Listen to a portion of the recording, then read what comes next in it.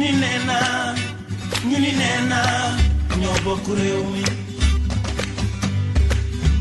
ñu ni nee na nanu yaatal géew bi ñu ni nee na ñoo bokk réew mi. asalaamaaleykum téléspectateur A2ITV ñoo ngi amaat mbégte tey di leen dégtal seen émission émigré ak politique nag tey ki ñu recevoir du politicien bu ñu xàmmee ci langue politique bi waaye mi ngi def politique nag à sa manière Yaya Mbow la tudd Yaya Mbow nag mooy secrétaire général adjoint association des Sénégalais de Bergamo mi ngi bokk aussi ci commission culturelle bu commune bi mu dëkk muy Castorozzone mi ngi yëngatu aussi ci sport bi parce que mi ngi entraîné fii benn équipe bu nekk fii ci commune bi Yaya Mbow mi ngi yëngatu aussi ci affaire immigration di ci conseiller di orienté sans plus tarder dañ koy jox mu nuyoo balaa ñuy dugg ci waxtaan bi Yaya na nga def. waaw Malick maa ngi lay fay. waaw ñu bàyyi la nga nuyu téléspectateur. waaw bisimilah rahmaani rahim maa ngi nuyu téléspectateurs yi di rafetlu aussi sa dalal bi ngeen ma dalal.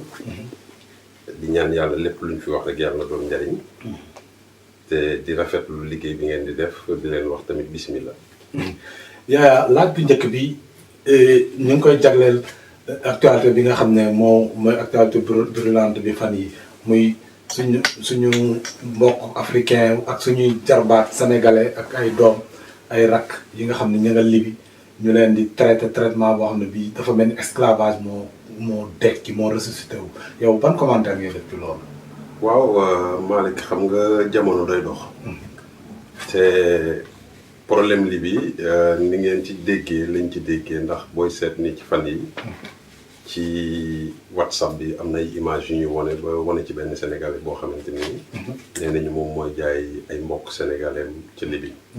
damay dellu si rek ci li Alpha Blondy doon wax naan les ennemis de l'Afrique ce sont les Africains mais man damay dellu ne les ennemis du Sénégal ce sont les Sénégalais te thèse la boo xamante ni dama ko yàgg défendre parce que dama xam ne xale yi yar nañ leen fañ leen war a yaree kilifa yi def ci ñoom la ñu war a def bëgg dem nag li Omar Pène di wax naan taxuta mën a dem waaye dama xam ne fii ci réew mi ñu nekk muy Europe muy Asie muy Amérique dara jarto yàkkamti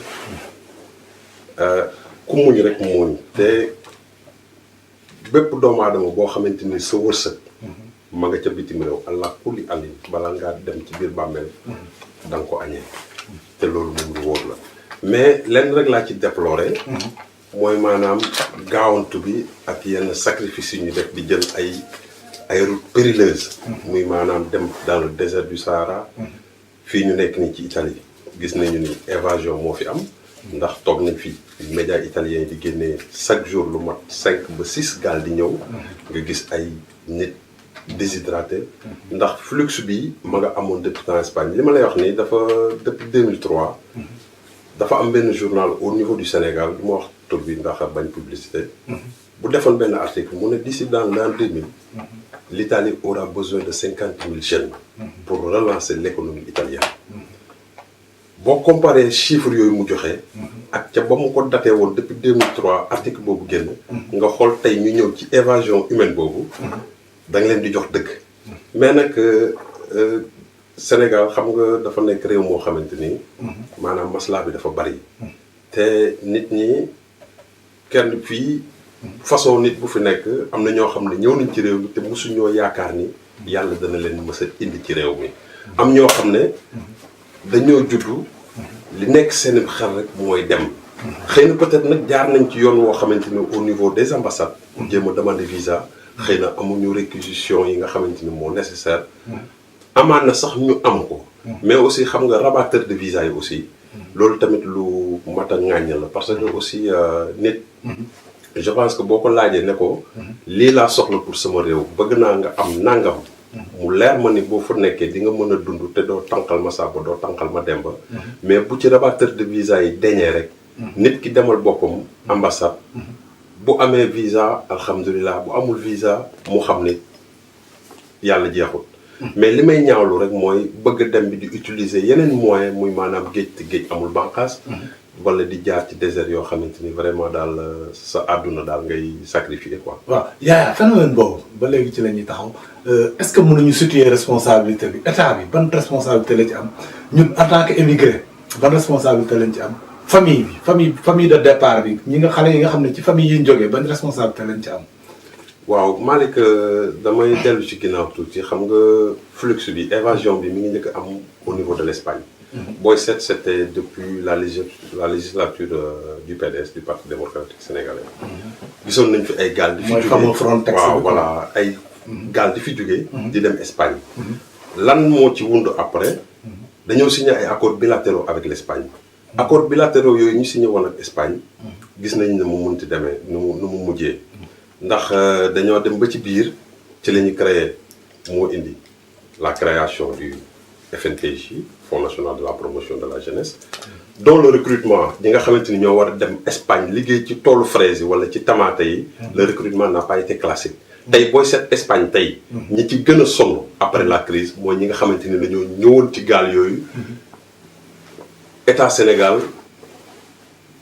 d'alors muy maanaam le Parti démocratique sénégalais accord yooyu mu si ñëwoon tey booy seet ressortissants yooyu ñu jëloon yóbbu leen ñuy liggéey ci fraise tey booy seet ñu gën a sonn biir Espagne genre yooyu ñëw la bon dañ naan état bi am na ci responsabilité amu ci responsabilité Malick xam nga àdduna loo gis rek dafa am lu tax ndax ñun ay sénégalais lañu dafa am lu ñu gëm te ku yàgg tukki booy tukki état du la yëg état du la yëg sa dëkkandoo bi nga dendal kër sax doo bëgg sax mu yëg la mais est-ce que état responsabilité état résidé wul dans le sens que ñoom dañu war a créer les conditions xale yi toog ci dëkk bi ñu utal leen garantie leen le minimum de sécurité ñu liggéey ñu au moins xam nga état mënul jox ñëpp liggéey mais au moins liggéey xaw a am mu créer les conditions liggéey ndax xale yi mën a toog foofu. waaw xam nga état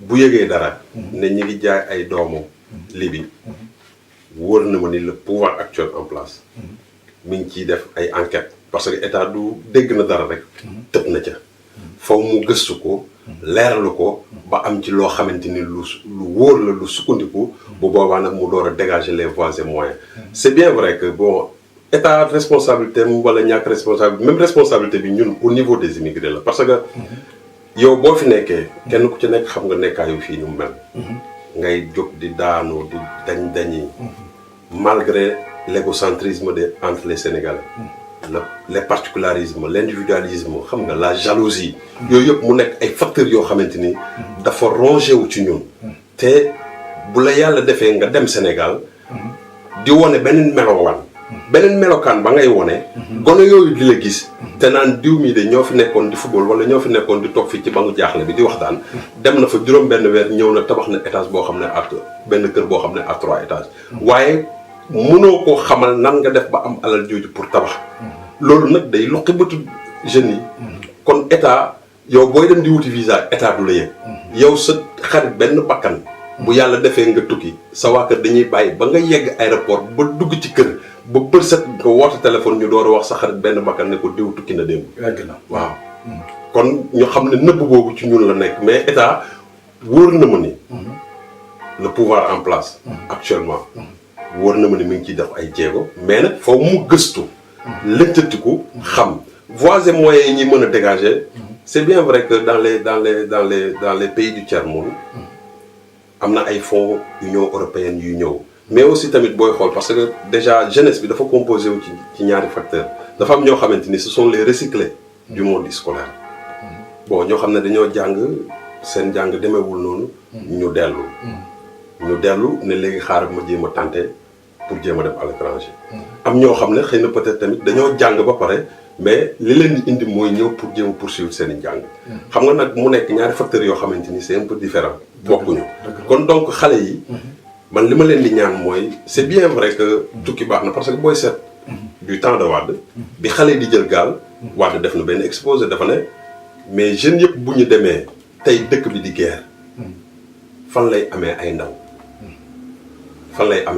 kooku benn parenthèse la woon mais nit ku nekk boo sañoon say doom du ñu dem parce que ñëpp xam li nekk ci àll ñëpp xam méttit wa nekk ci àll tey fii dafa doon réew moo xamante ni foofu nga yaa xol mën a muñ pour mën fee nekk est-ce que ñun en tant que émigré waruñu changer paradigme yi waruñu changer ñun suñu discours reformuler waat discours bi xamal mu nekk discours boo xam ne bii day véhiculer ay la bonne information ñu xamal xale yi fii lan moo fi nekk lan la ñuy risquer bien que du yomb mais est-ce que ñun waruñu def suñ devoir rek ne nañ changer discours association yi daayira yi yëpp ñu accès seen discours ci vraiment immigration clandestine bi ak mbëkk bi jéem a sensibiliser kër yi ak parents yi ak xale yi pour ñu toog daal vraiment. mooy li ma lay wax rek Malick xam nga bu njëkk ba.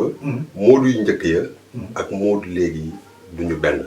ndax bu njëkk ba booy seet da nga daan dem aéroport Dakar. ak moodu buy wàcc lu mu tàng da nga koy gis ak jaget cuir. ñàkk gi di jaar fu ne. mu takk ay chaînes plaquées. actuellement masse migratoire bi c'est une masse intellectuelle. bokkuñu. te lañ lay wax. ña fiy jóge di dem Sénégal la ñuy wax ak la ñuy won ci kanamu bëtu xale yi.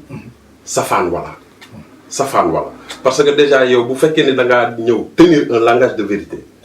wax coono ga nga daj ak la fa ne. boo ko waxee doomu aadama nit la. am na dégg-dégg tey dana la déglu. mais nag man jóge naa fi di dugg train dem Bergamo maa ngi dend ak ab moodu mi ngi wax téléphone te leer na ma ne ka muy waxal téléphone ma nga Sénégal.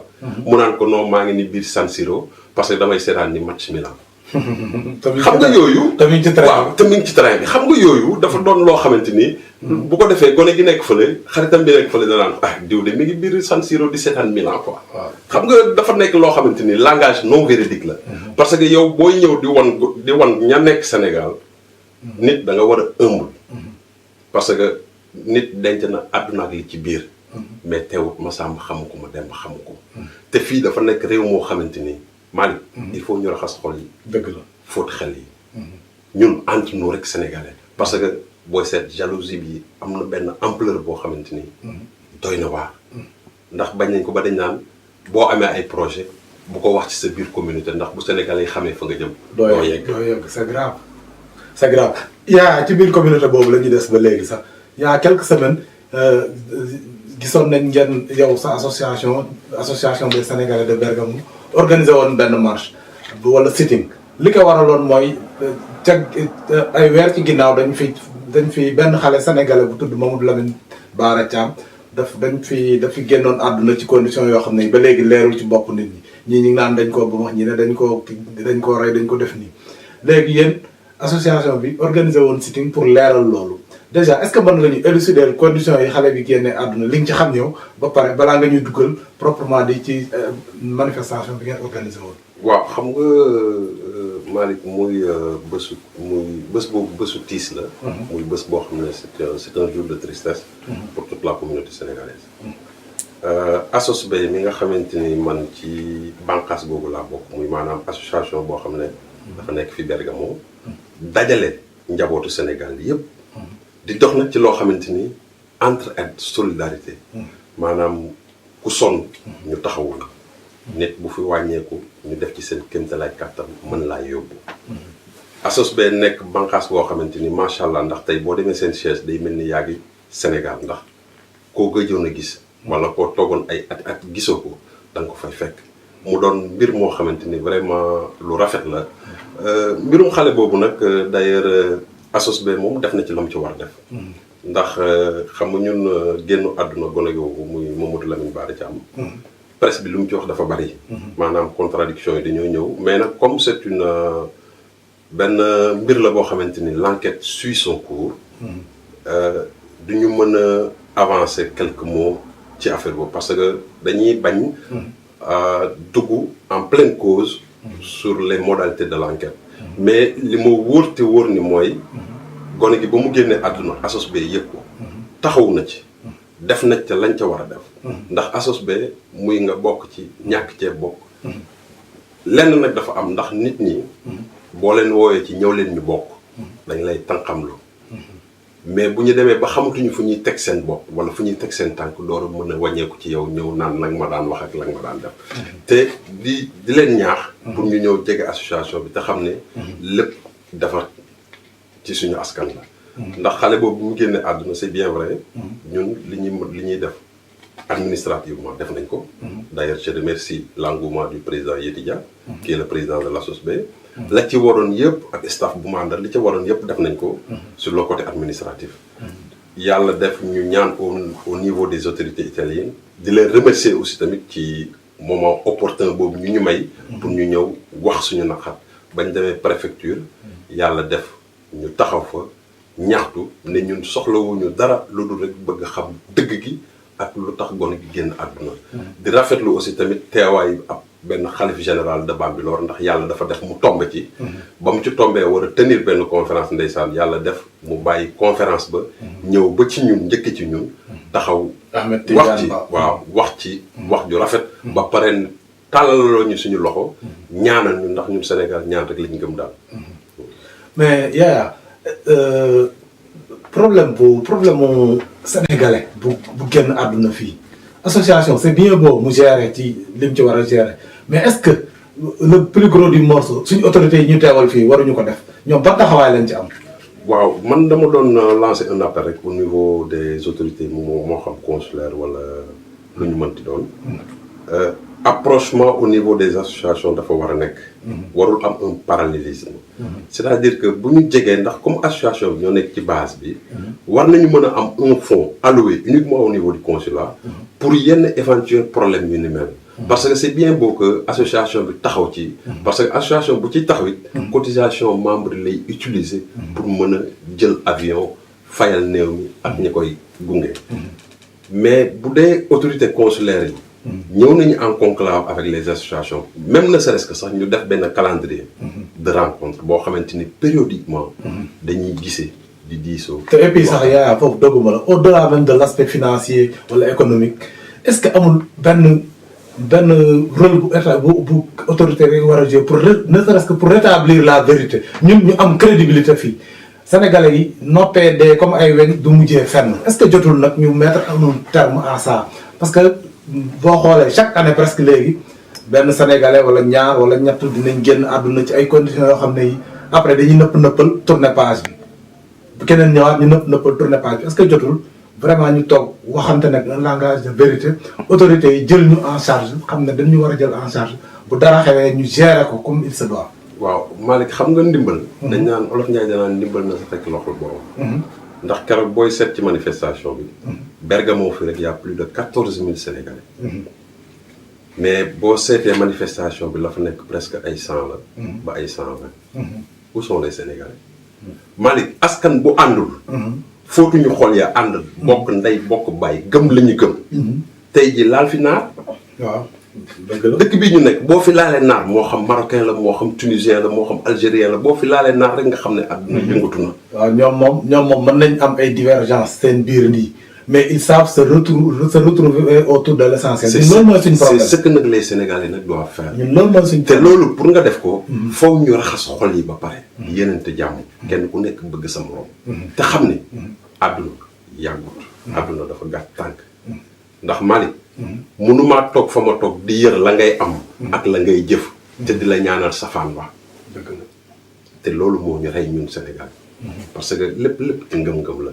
ndax ndem si yàlla ndongoloo yàlla na suuf sedd ci kawam. dafa am ci benn woy bu mu naan jëlal la nga moom ba maag man la ma moom. boo nangoo li yàlla dogal doo sonn te doo jaaxle. mais boo ko bañee nag moom di nga sonn te di nga jaaxle. xam nga bu ma xoolee Malick. tey ma xool la ne Malick moo am lii wala lii teg la bët. dafa jekkul ndax wax jigul bant saxantuma ak doomu aadama. c'est bien vrai que gis nga rencontre périodique yooyu. bu maanaam kenn ñaanul yàlla nag dëkk ci tiis.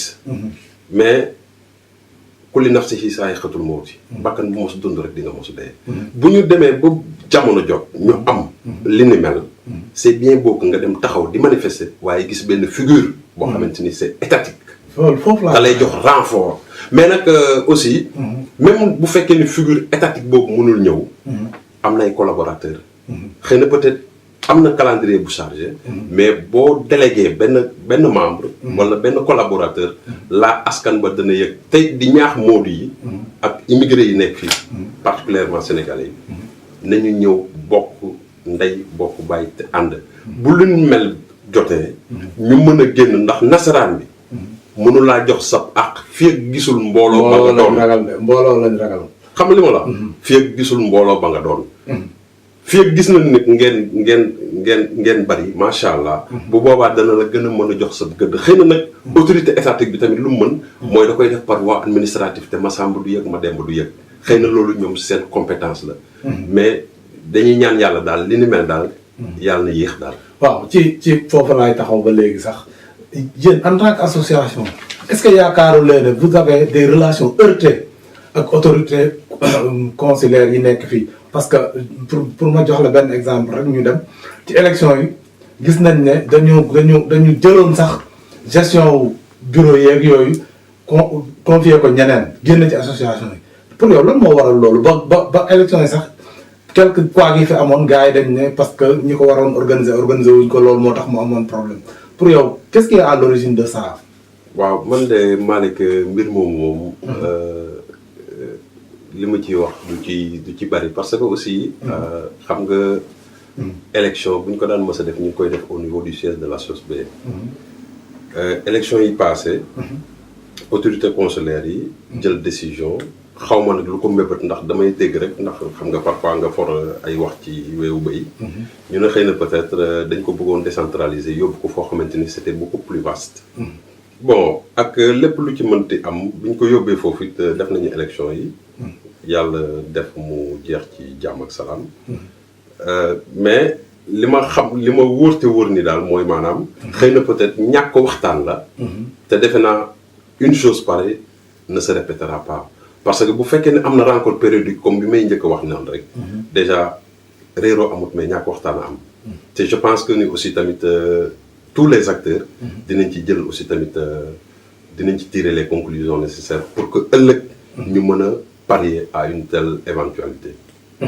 yaa ci diaspora bi la ñu desaat ba léegi gisoon nañ ne ci référendum ba point 8 bi ci point 8 bi ñu defoon ci biir référendum bi moo doon ñun ñi nekk ci diaspora bi ñu am ay député élection yi wax nga ko jàll na ci jàmm Italie am na ay représentants yoo xam ne yi ñi ngi jógee ci opposition bi ñu ngi jógee coalition gagnante bu Maître Abdoulaye Wade ñi ngi commencé nañ doxal seen liggéey déjà ban commentaire ngay def ci résultat yi coalition gagnante ni mu percé fii ni mu gagné fii benn deuxièmement ban appréciation ngay def ci début travail les députés de la diaspora yi nga xam ne ñoom ñoo ñu fa toogal muy honorable député Mame Diarra Fam di honorable député Nango Seck ak honorable député Mor Kane.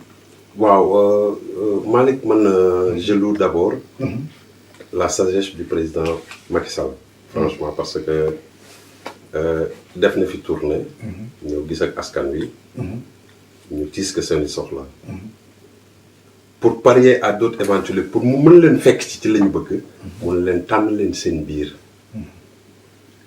ñoo xamante ni ñooy ñëw toogal leen di leen kaasal seeni droit vraiment muy loo xamante ni dans l'histoire pour la première fois dans l'histoire du Sénégal parce que booy seet fii ñu nekk ñun ñu ngi côté ci zone nord bi mooy maanaam la capitale économique nga dem ci sud bi mooy la capitale commerciale nga dem Rome mooy c'est la capitale politique administrative ba mu fi ñëwee gis nga la mu defal it waa Napoli ndax ci biiri jotaay dans l'espace de 2 ans dañ ko jooytu ne ko ñun dañoo bëgg fii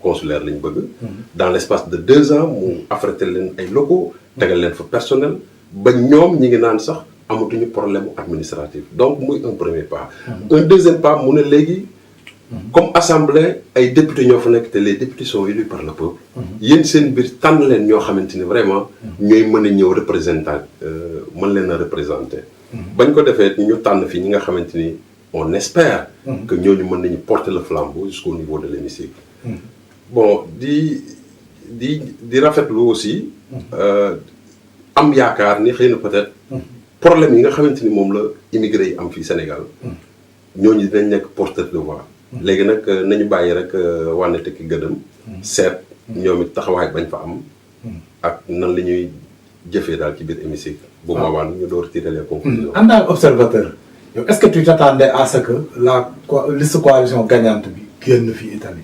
waaw non lu ma bett la mais xam nga après dama def benn analyse parce que gis nga Malick pour être un militant da ngay am conviction être militant da ngay am conviction d'abord gëm parti bëgg parti mais ba jamono di dox Malick dafa am ñoo xam ne dañuy mbubboo ne apéristes lañu mais au fond ils ne sont pas apéristes. ah loolu mooy problème bi kon.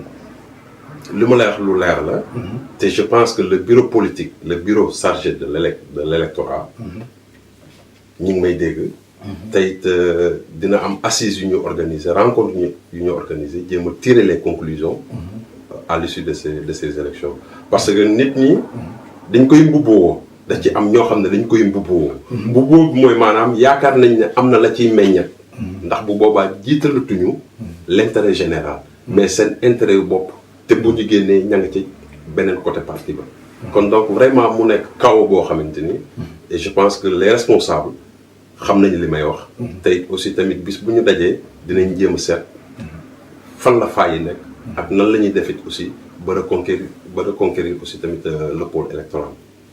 yow député de la diaspora yi tàmbali nañ liggéey est-ce que pour yow est-ce que ñu ngi tegu ci yoon bi.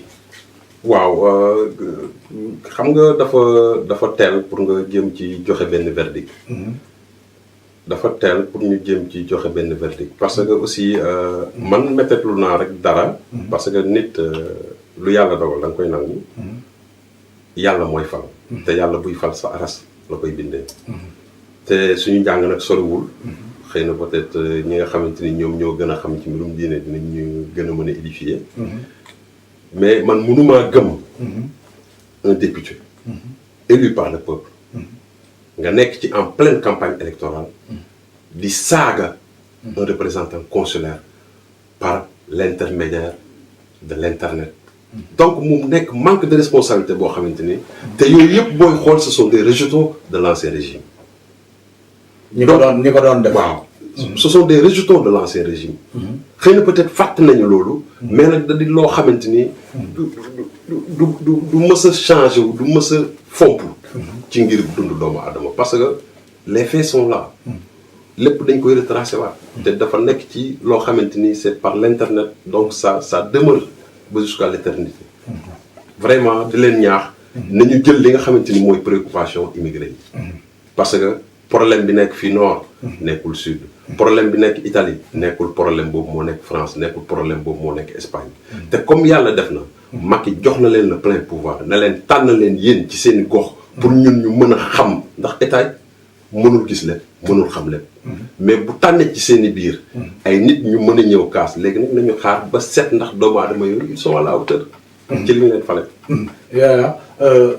ñun ministère bi ñu coiffé muy ministère des Sénégalais des affaires étrangères et des Sénégalais de l'extérieur changé nañ ki nekkoon ci bopp bi monsieur Mamkër Ndiaye jógee na fa ñu teg fa maître Sidiki Kaba boo ñu waxee ban commentaire nga def ci changement ba pare est-ce que mën nga ñu wax lan la ñuy xaar yan priorité la maître moom la ci la maître Sidiki Kaba war a taxaw nii daar.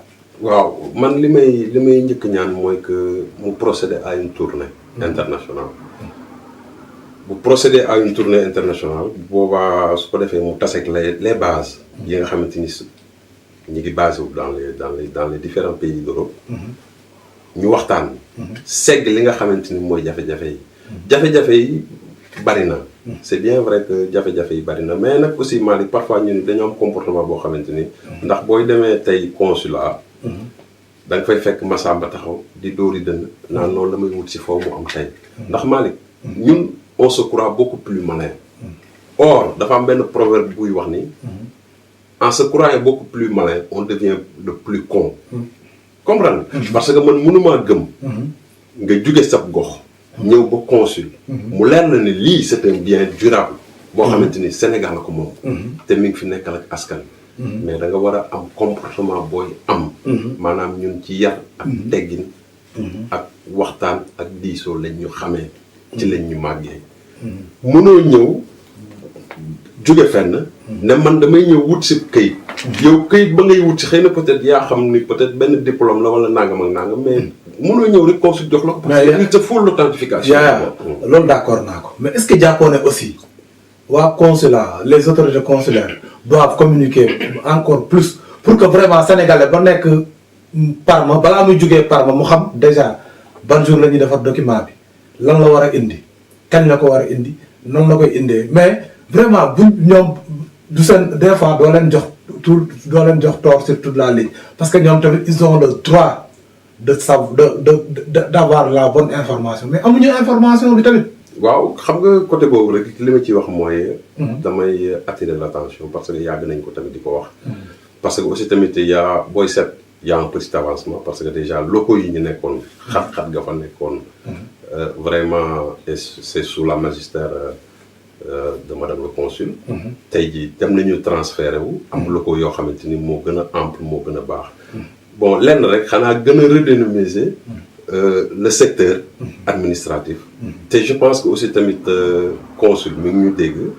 yàgg na dégg tamit samay naatangoo yoo xamante ni ñoo ma précédé ci émission bi wala tamit di def tamit yeneen débat je pense que aussi dinañ jéem a def le tout pour mettre en œuvre loolu nga xamante ni nit ki balaa moo jugee sud ba wala balaa moo jugee Milan wala balaa moo jugee Bergamo xam ni tey su ma yeggee sama lii dina faju wala du faju parce que tamit on est au 21e siècle on est à l'ère du numérique vraiment léegi nit mënuñu nangul institution bi fi ñu toll nii ci développement ak ci avancement information yi du jàll du kenn mënu ko baal loolu.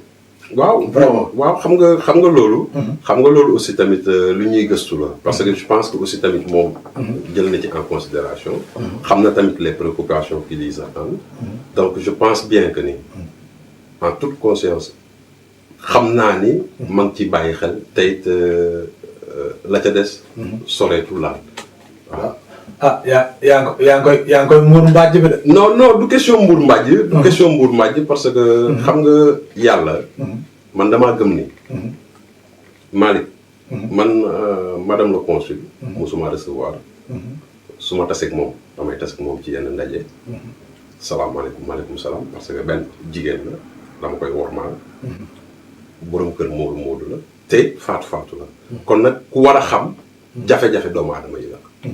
déjà parce que immigré la d'abord avant ñu koy solal boobu consulaire parce que fii moroom jigéenam yi jaar fa la jaar mais nag yàlla moo ko tànn segg ko ci askan woowu jël ko teg consul kon ba léegi wormaal boobu dañ ko koy war a wormaalee tey bu ma taseeg moom du ma ne ko madame Rokhaya Ba non du ma ko wax dama naan ko madame le consul laa koy wax son excellence laa koy wax parce que c'est par respect parce que mbalaan kirgaay bi ñu ko jox yàlla moo ko jox. te man mënuma ci dara kon nag donc damaa war a méngóog te nangu li nga xamante ni moom la ko yàlla dénk moo bëggee noppalu ko. dëgg la dañuy dugg nag ci politique bi temps yi am na coow bu jugaat ci affaire Khalifa Sall gis nga ne tëju ñu ngi ko dencoon ci kaso bi ay weer a ngi nii fan yee ñu génn woowaatoon nañ député yi pour ñu voter lever sanction wu lever immunité parlementaire ban commentaire ngay def ci loolu. waaw Malick xam nga kaso.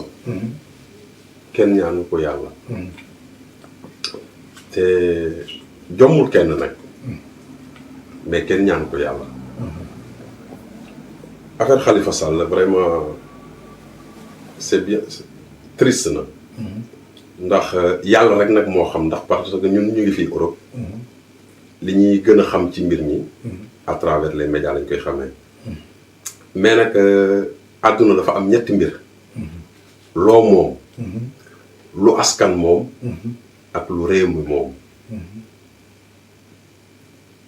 sénégalais nag day dem ba jaawatle la mu moom ak lu askan moom ak lu réew moom mu yaakaar ni lépp mooy borom te c'est très dangereux. dëgg la c'est très dangereux mbirum Khalifa Sall xam naa ni c'est un fervent militant du Parti socialiste.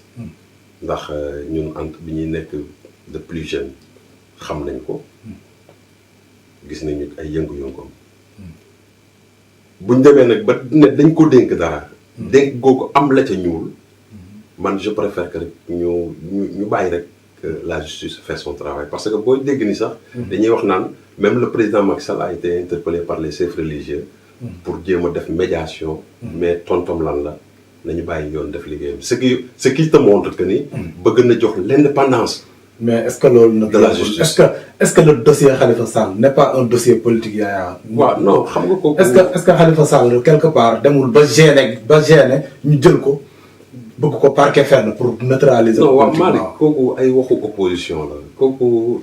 dégg mais c'est une analyse qui tient la route aussi. waaw non déedéet xam nga opposition. opposition bu gisee couleur vert ne jaune la te mënoo muus mu ca ba mu nangu ni lii vert la. parce que politique moo ni mel. politique moo ni mel. moom moo deful yàlla rek a xam. nañu bàyyi justice def liggéeyam bu fekkee ni deful. yàlla suñu borom dana ko setal. te dana ci génn delluwaat te dañ ko koy ñaanal parce que franchement jullit la sénégalais la comme ñun. donc yàlla rek moo xam ëllëg ka yor les destinées du Sénégal mën na nekk dans 10 ans mën na nekk dans 20 ans kooku suñu borom rek moo ko xam parce que le futur moom yàlla rek moo ko mën a définir. bu fekkee ni nag moo def li nga xamante ni moom la juridiction sénégalaise wax. ratifié ko bind ko ci kay dañ koy def ba mu mat sëkk te di ko ñaanal nag bu fekkee ni deful. yàlla na ko ci yàlla génnee. mais est-ce que jàpp gisoo ne tamit président Macky Sall wala bokk exécutif bi dafa dugg trop ci judiciaire bi yaa ngi ko doon jéem a expliquer sànq ne dañ ko détaché mais est-ce que gisoo ne dañu duggante trop l'exécutif moom presque moom mooy gérer judiciaire est-ce que warul nag ba am benn détachement. non Malick booy xool sur la constitution sénégalaise xam nga ñetti pouvoir la. législatif judiciaire ak exécutif. waaw loolu lañ bind de. bon donc xam nga. dans les faits li am. Malick. Sénégal. depuis l'indépendance du Sénégal depuis 1960. ñun ñoo tàmm médiation. Sénégal dafa tàmm médiation. Malick. da ngay def tooxi duuna. dem am accrochage koo xam ne moo la téye ci kaw. téléphone am lay yëkkati wax mu sedd. dañoo dépassé léegi ère boobu parce que tey jii fii ci réew mii ñu nekk. yow da ngay dem ba xool loi yi nekk en vigueur. boo bëggoon def safaan wa sax da ngay tiit da ngay ragal. mais tel n'est pas le cas malheureusement. au Sénégal non ca lañ jëm nag. parce que Sénégal ba léegi quoi qu'on dise. kumba am ndey ak kumba amul ndey ma nga fay am ba léegi. waaw non Malick. gis nga àdduna. ronga ñi baadoola mooy sim cërey buur. waaw kon kay mi ngi noonu. non dañ ko yàgg wax. dañ ko yàgg wax te. àdduna bu ñëpp yemee. du neex yàlla moo ni séddale. lu tax yàlla may la étage te may ma baraak ma ngay seet ndax yaa ngi bew. bis boo bewee mu teggil la étage boobu jox ma ko te delloo la yow. xam nga d'accord naa bu ñëpp yemee d'accord dama la koy concédé mën naa d'accord ma sax mais dama lay concédé ne bu ñëpp ñemee du neex concédé naa la ko mais est-ce que cela veut dire que ñi mën dañu war a piétiner ñi mënul est-ce que cela veut dire que ku sàcc ginaar dañu war a tëj bàyyi ñu sàcc ay milliards te loolu vraiment suñu pays africain yi loolu moo fa am. waaw non Malick xam nga àdduna. ba muy tëdd ba léegi. dëkk réew mu nekk. ak juridiction réew mu nekk ak souveraineté. Sénégal. boo defee lu dul yoon dafa war a dal sa kaw. man de. ci sama wàllu bopp. man gisuma calpestrement boo xamante ni le pouvoir exécutif. mi ngi dugg dans la justice sénégalaise. gisoo. non gisuma ko lenn la nag. c'est-à-dire que. dafa am ay pôle de magistrat. justice bi di dox. di prôner son indépendance.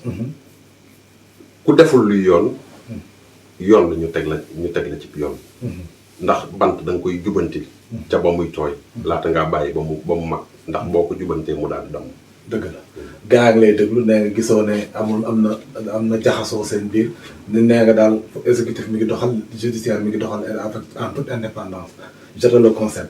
Yaya dañuy ñëw ci beneen phénomène bu amoon Sénégal fan yi bien que du politique mais mën nañ ko dugal fu ñu neex ci kii bu ñu neex dama bëgg ñu waxtaan ci mooy le phénomène Assane Diouf gisoon nañ ne benn nit bu nekkoon États-Unis la génn di progressivement muy wax di wax bopp mu jigi muy def escalade violemment di escalader ba atteindre le sommet di saaga président ba fi mu nekk nii mi ngi ci loxoy buur ban commentaire ngay def ci phénomène boobu. waaw di ko ñaawlu ni ñëpp Malick. di ko ñaawlu ni ñëpp ndax Sénégal. man dama gëm ni.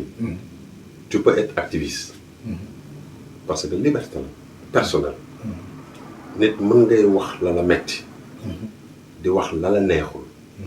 mais da nga koy teg ci ay orma teg ko ci ay normes ñëpp dañoo ñaawlu saaga bi ndax ba muy tukki état Sénégal yëgu ko na mu def ba dugg États-Unis moom moo ko xam moo ko yàlla wërsëgam nag xëy na moo fa jeex te ku sa wërsëg jeex nga ñibbi mais ñëpp ñaawlu te dama koy ñaawlu en tant que sénégalais saaga yi parce que aussi tamit président ku ñu war a wormaal la tey bu ma tase woon ak président du ma ne Macky mi nga ne di dem de dama naan c'est le président Macky parce que il faut nga jox ko mbubb bi ko yàlla wormaalee ñaata lañu ay 14 millions de sénégalais yàlla ne ko ci coppet jiital ko teg ko ci bopp réew ëllëg mën naa nekk keneen ëllëg mën naa nekk ma Samba wala ma Demba kon nit ki la mu doon jox ko ormaalam booy wax mën nga toog à travers l'internet ngay wax def sa activisme mais teg ko ci yar ak teggin xëy na la ngay wax mën na nekk vérité mën na nekk safaan ba mën nga dem sax peut-être ba attirer sax l'attention des autorités sur yenn domaine nga xamante ni bu ëllëgee ñoom ñu taxaw faj ko te c'est grâce à toi ñu door ko xam parce que aussi tamit dama lay cital benn article boo xamante ni c'est l'article de la déclaration des droits de l'homme de 1789 parce que article 10 bi dafa naan nul ne doit être inquiété par ses opinions même religieuses pour que leur manifestation ne trouble pas l'ordre public. L'ordre public établi par la loi. Nga ñëw ci article 11 du 26 août 1789. La libre communication des pensées et des personnes est l'un des droits les plus précieux de l'homme.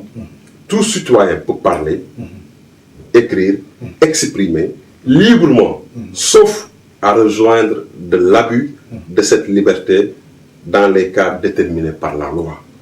Donc c'est clair, net et écrit et précis.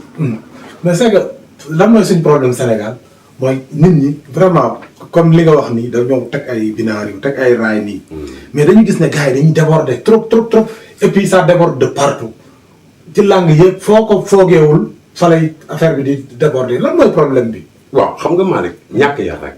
ñàkk yar parce que nit boo juddoo say waajur def ci yow la ñu war a def ci yow yar la ca fañ la war a yaree man tey du ma saaga yow tey doo saaga nit ñi ñoo bokkut lenn rek laa ci ñaawtu xam naa man danañ ma saaga sax parce que bu ñu gisee interview bi dinañ ma saaga kooku moom j'attends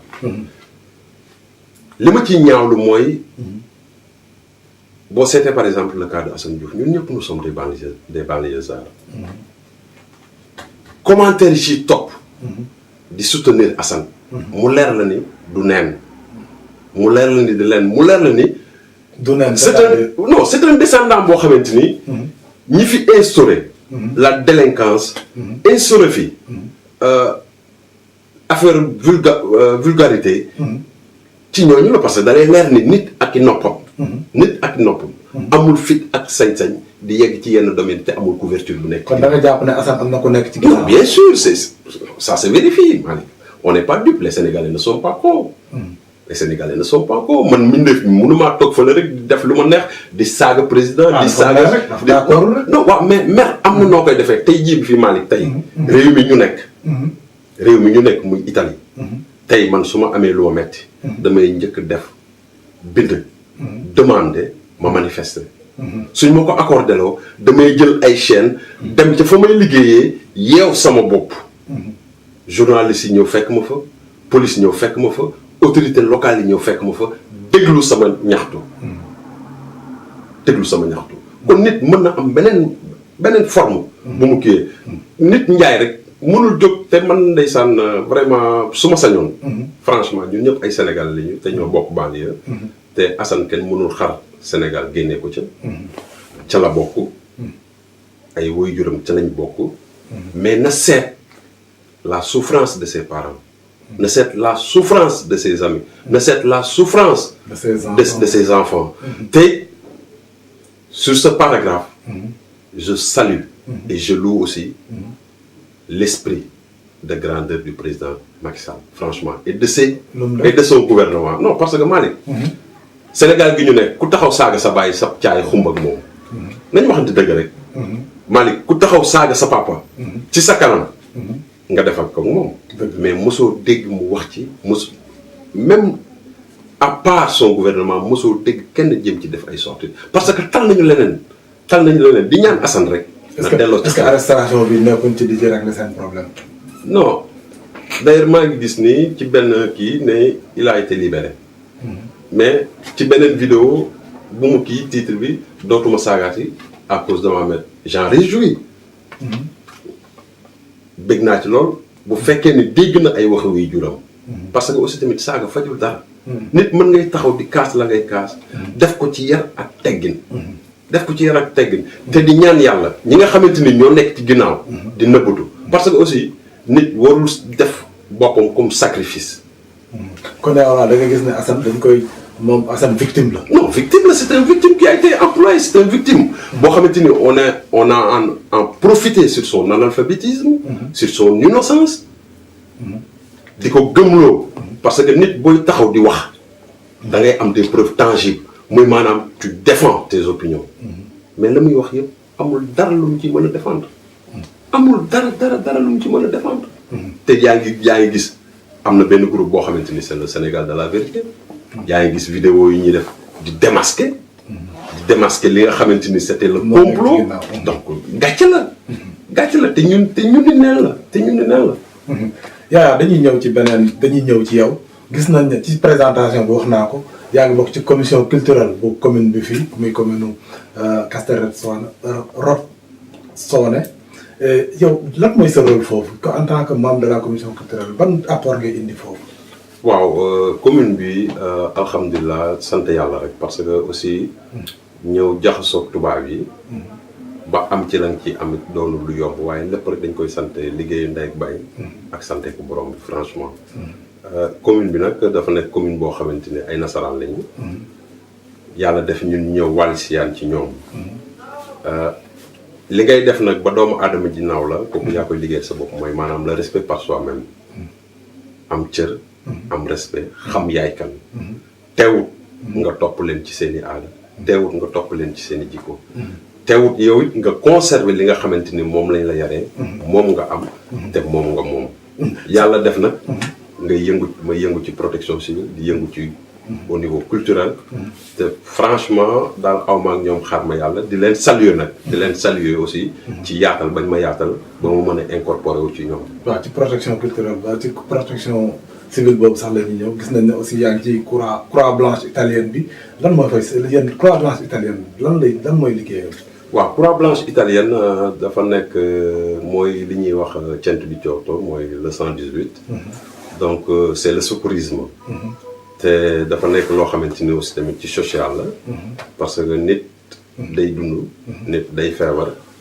nit dana toll ci jafe-jafe donc bu ñu soxlaa ñoo xamante ni ñu leen dimbali ci côté secourisme ñun ñoo fa yóbbu ambulance constater li leen dal jokkoog ñi nga xamante ni ñoom ñooy centrale opérative bi su ko defee ñu mën ñu wax hôpital bi ñu koy mën a acheminer ak li nga xamante ni moom lañ ci mën a indi comme apport waaw yaa liggéey boobu vraiment am na njëriñ trop Sénégal soxla nañ ko est-ce que yow yaa ngi xalaat un jour jéem a apporter sa expertise wala say relation nga apporter ko ba waa Sénégal jëriñu ci waaw parce que Malick je me rappelle dem naa fi Sénégal ci côté protection civile muy taw bu fort parce que xam nga pour dëkk ci banlieue Guédiawaye bi xam ni bëri woon na ay air yoo xamante ni suuf si dafa bari woon mais biñ ñëwee def ci ay tali dugal ko ci biir koñ yeeg yooyu yëpp sans canalisation mu nekk un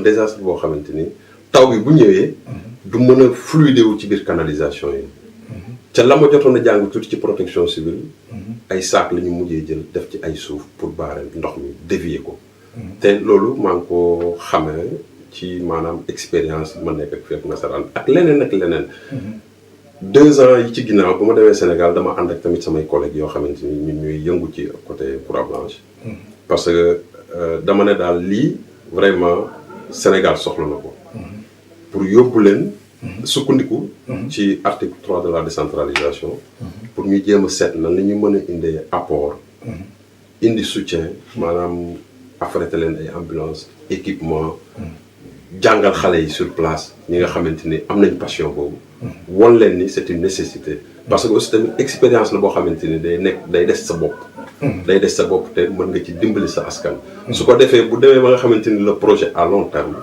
mi ngi dox bu desee à ce que ñu war a delluwaat pour gën a perfectionner xale yi ñu may ci ay 5 boy visa wala 6 au maximum ñu ñëw fii gën a jàng delluwaat Sénégal distribuer ko ci masse bi daal. waaw c'est une bonne chose donc yaa dañuy fi ñuy jeexalee rek mooy ci présentation bi wax naa ne aussi yaa ngi yëngu ci sport maanaam fii yaa ngi yore équipe fii équipe boo xam ne bii ay xale lañ yaa leen di entraîner fii ci seen commune bi ci seen zone bi gis nañ ne actualité pour actualité gis nañ ne coupe du monde bi def nañ tirage Sénégal bokk na ci benn poule boo xam ne bii ñu ngi wax poule bi jafewul moom la observateur yu bari wax loo ciy wax yow.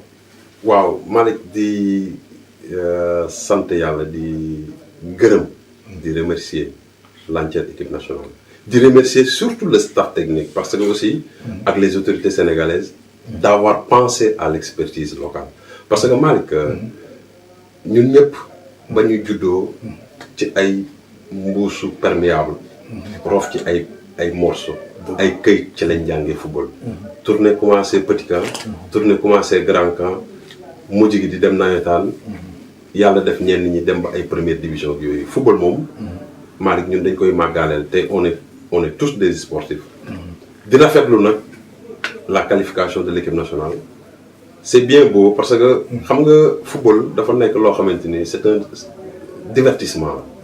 divertissement la muy maanaam jongante boo xamante ni diggante ay acteurs la mais l'expertise locale di remercier parce que aussi Aliou Cissé il le mérite franchement il le mérite parce que booy xool c'est un patriote te ba mu bokkee ci l'équipe 2002 moo doon takk brassard au capitaine di football te kenn ku ci nekk gis nga taxawaayam gis engouement ak détermination di rafetlu li ko autorités yi tànn ba jox ko la confiance pour mu diriger l'équipe nationale lenn rek lay ñaan le peuple sénégalais ñu àndandoo ñun ñëpp bokk même objectif parce que même ici au niveau de l'Italie ASOSB mi ngi gëstu par l'intermédiaire de leur président de la commission monsieur Modou Diagne de la commission sportive fa la ñuy bëgg seetaane match yëpp incha allahu rabbi ba pare constituer tamit un 12e gaynde pour ceux qui veulent se rendre en Russie c'est pas une publicité mais dafa nekk tamit ci ay waaw mais dafa nekk aussi tamit ci maanaam mbébét boo xamante ni ci projet yi la bokk pour ñi fu bëgg a jógee dem Russie seetaani coupe du monde vraiment di ñaan xale yi tamit aussi les joueurs dañu football ngir patriotisme parce que booy seet équipe nationale ci ginnaaw du temps de Jules François Bocandé yàlla suuf seet ci kawam Bocandé football na fi Metz te topp arbitre di ko bundu xatal ba arbitre bi jox ko carton rouge par patriotisme mu dugg ci vestiaire sangu dem dagg billet dugg avion ñëw Sénégal tase ak Mozambique Zimbabwe mu yennee ko ñetti bal ci bopp patriotisme la ko defee te booy yi xam ne tedd nañu ba pare parce que ñoom ñëpp ce sont des professionnels am nañu ay salaire am nañu lépp mais nañu xool sur l'engouement ak bëgg-bëgg askanu Sénégal te xam ne Sénégal bu ñu amee ndam Sénégal moo ko moom. yaa analyse bu mujj bi ñuy def rek ba léegi ci sport nañu des mais dañ comme en tant que émigré gis nañ ne comme par exemple relation yi c'est un peu corsé entre xale yi nga xam ne par exemple Europe lañ juddoo yaroo fa dem dañ c'est un peu corsé entre ñoom ak par exemple Aliou Cissé première Keita Ba le cas Keita Diao Baldé mi ngi nii ñu ngi am ay différents Mbaye Niang aussi avant muy ñëw affaire bi soulevé woon na tout un débat yow ban jàngat nga def ci loolu. waaw parce que Mbaye Niang Mbaye Niang dañ ko Sénégal ko njëkk a sollicité mu rejeté leen parce que boobu am na ambition pour naturaliser français pour mën a football équipe nationale de France mais bi mu xamee ni possibilité yi amul ci la mujjee revenir sur sa position gis nga diggante un entraîneur ak un joueur yàgg na am polémique amul benn entraîneur fii sur le monde football bu musul am un contentieux avec un joueur quel que soit nag le rang du joueur quel que soit aussi tamit le rang de l'entraîneur bañ ak làmmi na dëkk te léeg-léeg ñu jotee leen la rek xale yi nañu xam ni yàlla moo fa teg Aliou Cissé footballeur la woon ni ñoom yàlla dénk ko équipe bi ñoom it nañu suufeel seen bopp te xam ni ñoom ak ñi nekk fële ñi nga xamante ni amuñu chance percée dans le football ñoo bokk yem te ñu jël lépp rek xam ni c'est le Sénégal daal qui gagne quoi. Yaya donc on est au terme de l'émission dañuy jox rek nga wax li ngay tàggoo yow. waaw Malick encore une fois di rafetlu seen teewaay di rafetlu invitation bi. di jaajëfal askan wi. di ñaan yàlla nag lépp luñ fi wax bu dee ñagas na. nañ ñu ko jéggal te xam ni aussi tamit nit moomatul. bu fekkee ni tamit baax na yàlla na doon njariñ loo xamante ni ñun ñëpp daal ñu bokk. di wax rek. ni askan wi. nañuy jege les associations. bokk ci association yi. te xam ni lépp Sénégal la. te ñu raxas xol yi. fóot xel yi. yéeneente jàmm. te bokk ndey ak bàyyi. te teggi kiñaan gi nga xamante ni moo nekk suñu biir. kenn ku ci nekk. la nga am ñu bokk ak yow. kenn ku ci nekk la nga mën ñu bokk ak yow nga jëf. kenn ku ci nekk la la yàlla sedd ñu xam ne borom bi moo la ko sedd. wasalaam. waaw jërëjëf Yaya Mbow donc tey mbokk téléspectateurs yi ñoo ngi doon recevoir Yaya Mbow comme ni ma ko présenté woon ci début bi muy secrétaire général adjoint bu association des Sénégalais de Bergamo nekk aussi membre commission culturelle fii ci commune bi mu dëkk nekk aussi koo xam ne kii day yëngatu ci croix blanche italienne bi di nekk aussi entraîneur football donc ci casquette yooyu yëpp ci lañ doon waxtaanee politique baraste ko ci sport def nañ vraiment def nañ benn émission boo xam ne bi waxtaanee nañ ay ponk yu bëri ma koy gërëm ci disponibilité bi di gërëm aussi équipe technique bi ma ànd ak muy Augustin Faye may gërëm aussi Oustaz Abdou Guèye ci collaboration bi mu collaboré ak ñun tey ñu ànd ci liggéey bi di gërëm téléspectateurs yëpp di leen jox rendez-vous beneen émission ak beneen invité incha allah jërë ngeen ñu ni nee naa ñoo bokk réew mi ñu ni nee naa nanu yaatal géew bi ñu ni nee naa ñoo bokk réew mi